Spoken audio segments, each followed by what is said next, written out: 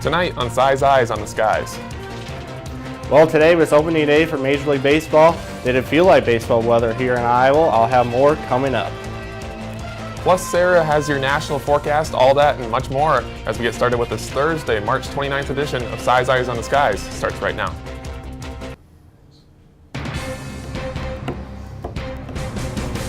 It's Wednesday night on ISU TV, broadcasting live from Ames, Iowa. And this is Si's Eyes on the Skies. ISU TV's longest-running television program brings you the weather from around the country to the heart of Iowa.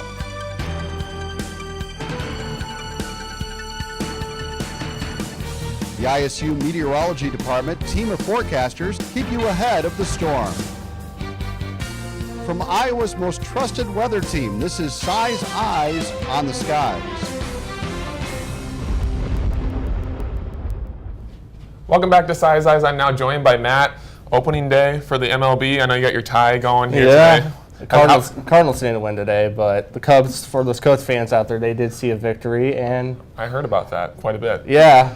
Backstage. But definitely here in Iowa, we're not seeing any kind of baseball weather. No, it's been really cool. Yeah, we're heading to April for Christ's sake. But thanks to this cool weather outside, we had, due to these winds we have, and also remember, it's opening day still outside right now. Winds around the state anywhere from 16 miles per hour in Spencer, 14 in Fort Dodge. So a good majority of the state are seeing winds about 15 to 20 miles per hour out of the north right now.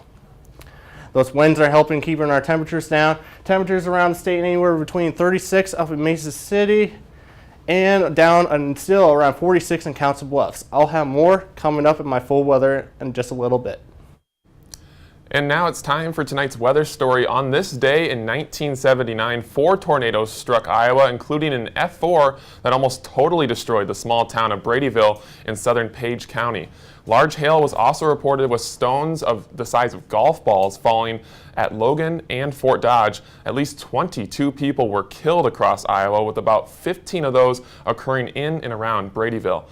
And now, here's Sara with a look at what's going on around the country. Thanks, Jacob, but it seems that we're still having those winter temperatures here in Iowa, but around the country they're seeing a little bit different, and I'll have more about that coming up.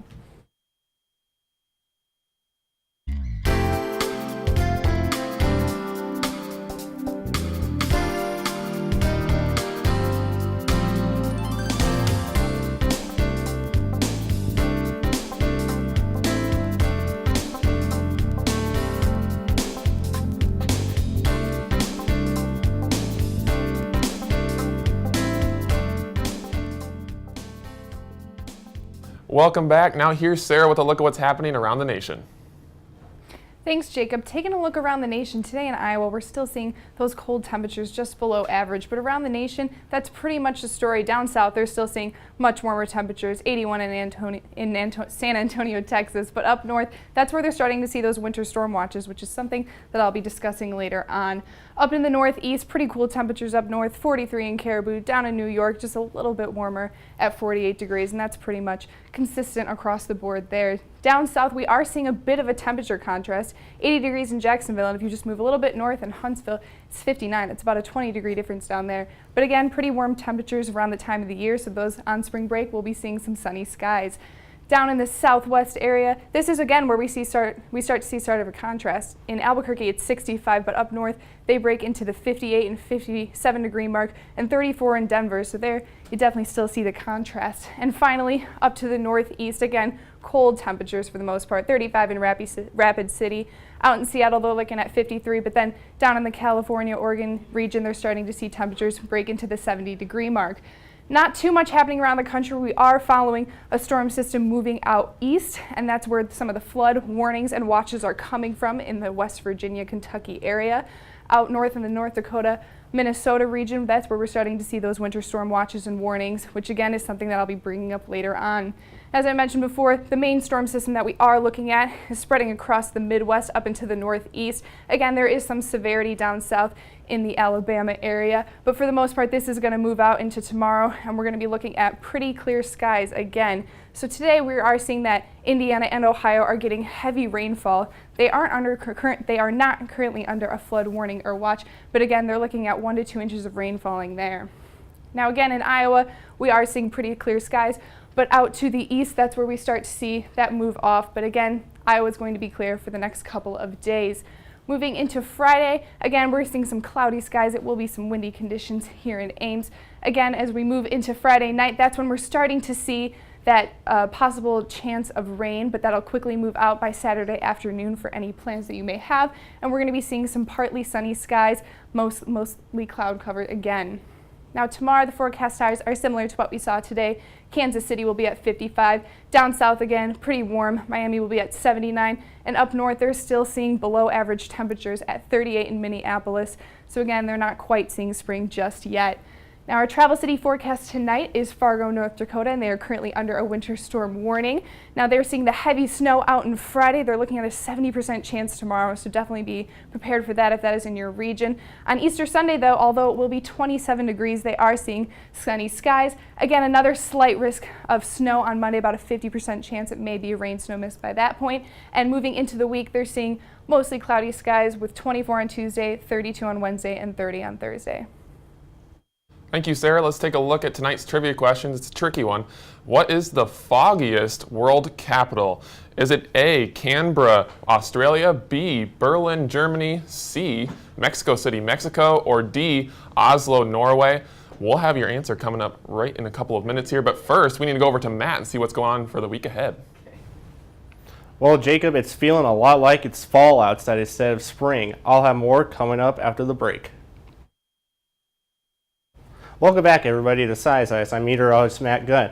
Well, tomorrow we're going to have a nice Friday for the end of our week. There is a slight chance of rain tomorrow night, however, and Easter Sunday will feel a lot like fall outside. Now, as we look at current conditions here in Ames, we're at a temperature of 38 degrees here with a north wind at 17 miles per hour. So it's going to feel a little bit chilly outside as you walk out the door tonight. Around the rest of the state, temperatures are like here in Ames, 38 again in Ames, 36 still in Mesa City. As you head off to Council Bluffs, we're at 45 still right now because they probably have less snowpack, the least amount of snowpack in the state right now. And as we take a look at satellite and radar, you do see some slight showers moving through the Sioux City area tonight. Those will not be reaching the metro, as like I said, our next chance of rain will come tomorrow evening, mainly after midnight. As we look at our futurecast, we do have high pressure situated over our region tomorrow morning, but we do have a cold front move through the area tomorrow, bringing for a slight chance of rain Friday night into Saturday morning. It should not dampen any plans for us here in the metro, but there will be some slight showers out in eastern Iowa as we head through Saturday. Those will just be out of the region by lunchtime on Saturday, so Saturday looks like an overall dry day.